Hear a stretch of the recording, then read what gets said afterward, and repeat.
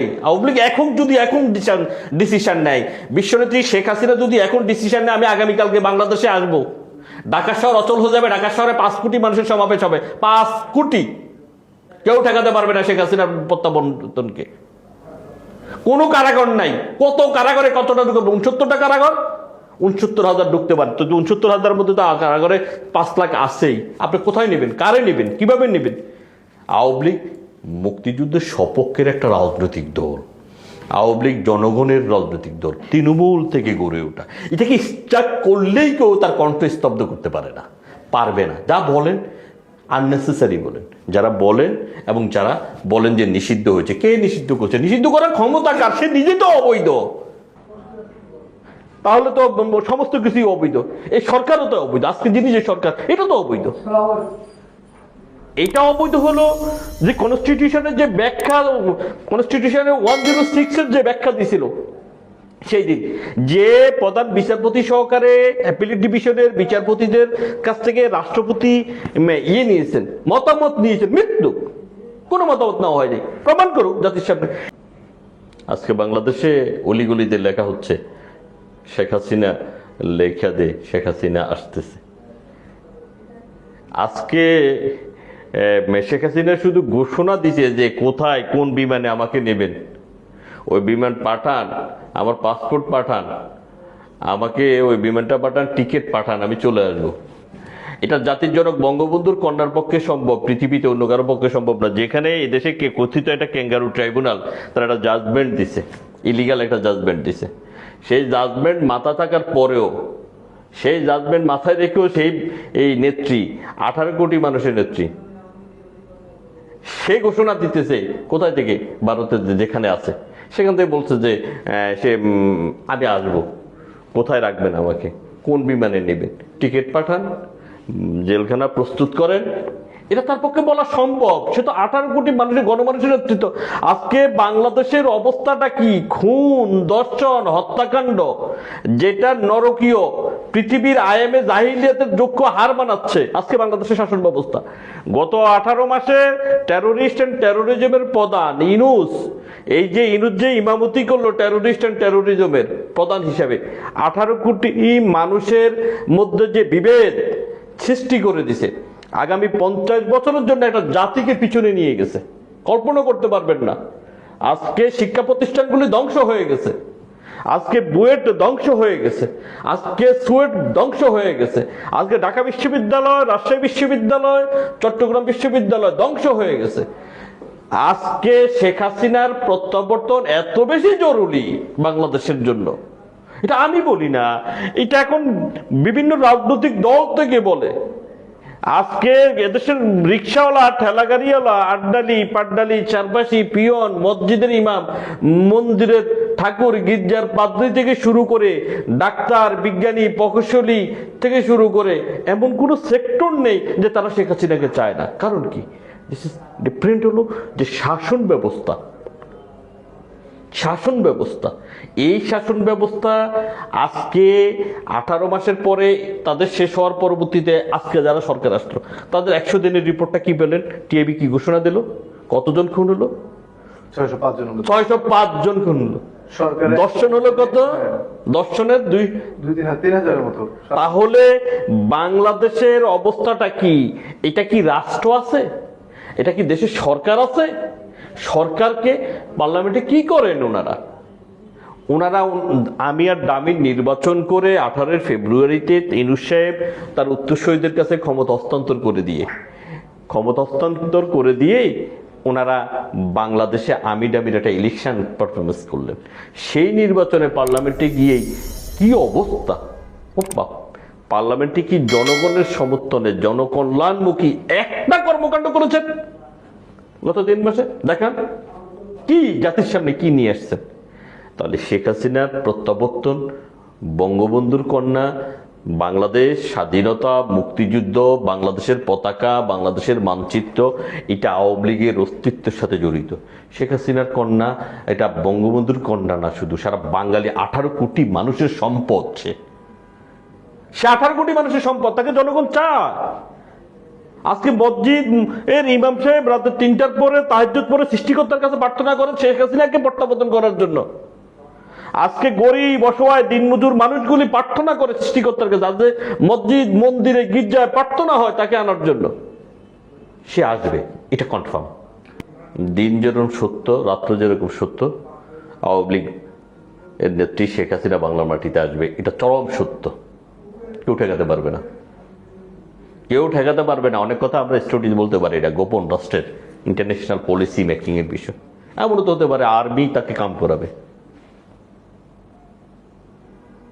যে আর্মি তাকে প্রেরণ করেছেন, আর্মি, বিমান বাহিনী, সেনাবাহিনী সহকারে 3 বাহিনীর প্রধানেরা, তারাও তো আবার তাকে কাম করতে পারে, করানোর সব পসিবিলিটি থাকতে পারে। হোয়াই নট, কেন হবে না? কেন তাকে কারণ তাকে তো ইলিগালি ট্রান্সফার করেছে, লিগালি ট্রান্সফার করে নিয়েছে। সেটা একটা গণতান্ত্রিক সরকার ছিল। এখানে 5 তারিখে যেটা হয়েছে এটা তো কোনো বিপ্লব না, এটা হলো একটা রাষ্ট্রের একটা নির্বাচিত সাংবিধানিক সরকারকে উৎখাত করেছে ইনুস। ইনুস ওখানে স্টুডিওতে কি বলেছে, ইউএসএ ফার্স্ট গিয়ে যে আমি ডিসেম্বর টপে টিপ দিয়েছি। ইউ ননসেন্স, ডিসেম্বর টপে টিপ দিয়েছি মানে 18 কোটি মানুষের সাথে প্রতারণা, জাতির সাথে যে প্রতারণা, জাতির যে কমিটমেন্ট, সে তো একটাও করতে পারে না। সে তো কলঙ্কের অধ্যায় নিয়ে পৃথিবীর সর্বশ্রেষ্ঠ ফেরাউন হিসাবে সে তার নাম ইতিহাসে আসবে এবং তাকে আইনের আদালতে আসতে হবে। আজকে যে জটিকা মিছিলকে গ্রেপ্তার করা হচ্ছে, এটা মানবাধিকার লঙ্ঘন, ইউনুসের কপি শাসন, অপশাসন। জটিকা মিছিল করা মানুষের আপনি বাক স্বাধীনতা দেবেন না? আমার কনস্টিটিউশনে বলা আছে, আমার সংবিধানে কি বলা আছে, আমার ফান্ডামেন্টাল রাইটস, আমার সেটা দিচ্ছেন না। এই যে জটিকা মিছিল কারা দেয়, কেন দেয়? একটা মানুষের মৌলিক অধিকারের কথা বলে। এখানে তো তার সংগঠন তো একটা জটিকা মিছিল করতে পারে, যেটা রাষ্ট্রীয় ভাবে নিষিদ্ধ করা হয়েছে। রাষ্ট্রীয় কোনো আইন দিয়ে রাজনৈতিক দলকে নিষিদ্ধ করতে পারে না, এটা কনস্টিটিউশনে কোথাও নেই। তাহলে তো সমস্ত কিছুই অবৈধ। এই সরকারও তো অবৈধ, আজকে যিনি যে সরকার, এটা তো অবৈধ। এটা অবৈধ হলো যে কনস্টিটিউশনের যে ব্যাখ্যা, কনস্টিটিউশনের 106 এর যে ব্যাখ্যা দিয়েছিল সেই দিন, যে প্রধান বিচারপতি সহকারে অ্যাপিলেট ডিভিশনের বিচারপতিদের কাছ থেকে রাষ্ট্রপতি নিয়েছেন, মতামত নিয়েছেন, মৃত্যু কোনো মতামত নেওয়া হয়নি, প্রমাণ করুক জাতির সামনে, সেটা তো অবৈধ। জনগণ এখন কি মনে করবে যে আসলে শেখ হাসিনা পদত্যাগ করেনি? পদত্যাগ করেনি, এটার প্রমাণটা কি তাহলে? প্রমাণ যিনি বলছে, বার্ডেন অফ প্রুফ, আইনের বিধান হলো বার্ডেন অফ প্রুফ। আপনাকে যিনি ক্লেম করছে তাকেই প্রমাণ করতে হবে, বাদীকেই প্রমাণ করতে হবে আদালতে যে এই অপরাধটা সংঘটিত হয়েছে। সেনাপ্রধানকেই প্রমাণ করতে হবে আপনার জাতির সামনে, বক্তব্যটা যদি সেনাপ্রধানের হয়ে থাকে, বক্তব্যটা যদি রাষ্ট্রপতির হয়ে থাকে, রাষ্ট্রপতিকেই জাতির সামনে প্রমাণ করতে হবে যে এইটা প্রধানমন্ত্রী সেদিন পদত্যাগ করেছেন, এই তার পদত্যাগপত্র। এটা হলো আইনের বিধানের কথা বলতে। তাহলে এই দুই ব্যক্তির একজনও জাতির সামনে এই দলিলটি হাজির করতে পারেন নাই। এরপরে এখন এই ইসলামী ব্যাংকের অবস্থা, ইসলামী ব্যাংকের দলীয়করণ, জামাত বলতেছে জামাতের ব্যাংক, ওখানে জামাতের চেয়ারম্যান, এমডি লাগবে, চেয়ারম্যান লাগবে।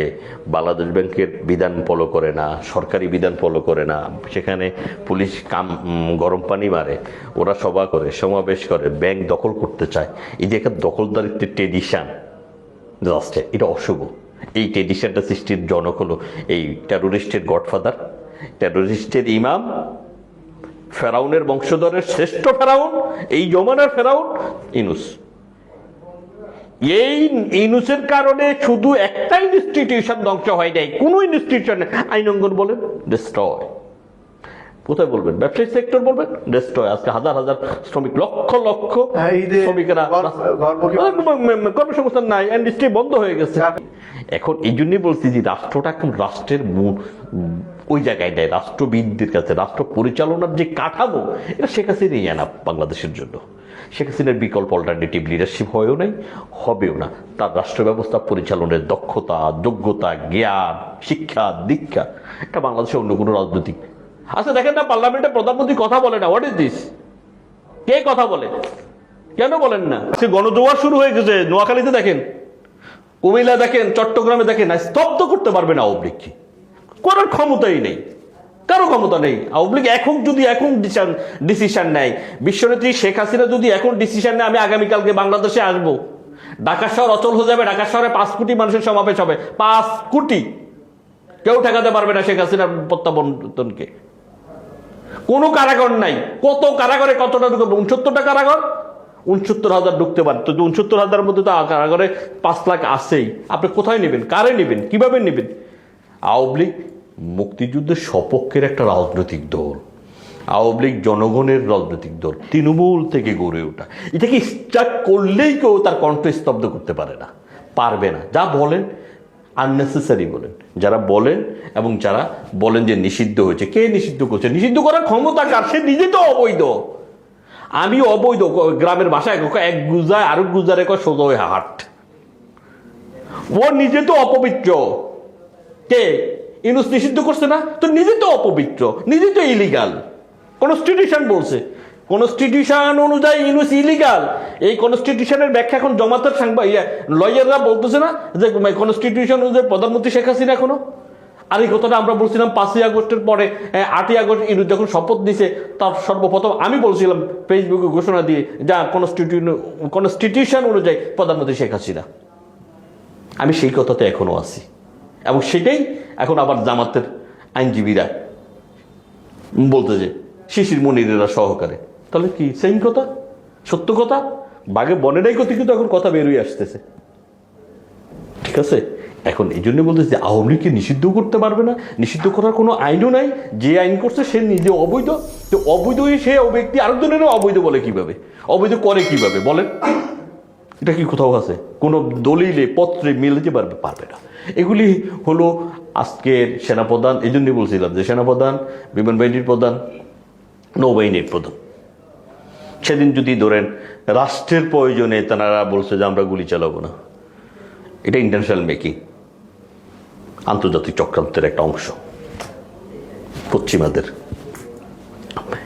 আমেরিকার 5 গোলাম হলো ইউনূস, এটা পৃথিবীর স্পষ্ট। 5 গোলাম আমেরিকার যে 5 পারবে, যে গোলামগুলি, তারাই পৃথিবীর এই মিডল ইস্টের বিভিন্ন রাষ্ট্রের রাষ্ট্রপ্রধান হয়। আজ যে ডিপ স্টেটের পার্লামেন্ট মেম্বার দেখেন না, পার্লামেন্টে একটা হয়তো নির্বাচন ছাড়াই নির্বাচিত করে, যে হাইকোর্টের অর্ডার দিয়ে নির্বাচিত হয়ে গেছে পার্লামেন্ট মেম্বার। এটা কিভাবে সম্ভব হয়েছে? হ্যাঁ, ওই যে বিএনপির একটা প্রার্থী, প্রভাবশালী প্রার্থী করে বাতিলই তো করে দিছে হাইকোর্ট।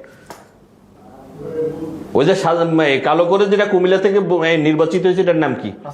হ্যাঁ, ওটার ওখানে তো বিএনপি ভোট হলে তো বিএনপির ওই প্রার্থী হবে, ও তো জনপপুলার অনেক ওই প্রার্থীটা, এবং অনেক রিস্ক অর্থনৈতিকভাবে। তারা হাইকোর্ট বাতিল করে দিল না ইচ্ছাকৃতভাবে, তাকে তো দাঁড়াতেই দিল না। মানে এইটা আবার হাইকোর্টের মানে আইন দিয়ে হাইকোর্ট করেছে, মানে জাস্ট সে তো আদালতের পারমিশনে যায় ওটা জিতে গেল। তো এগুলি ডিপ স্টেটের। এরপর আক্তার ডিপ স্টেটের মেম্বার, এই যে এনসিপির যেগুলি, এগুলি সব ডিপ স্টেটের পার্লামেন্ট মেম্বার।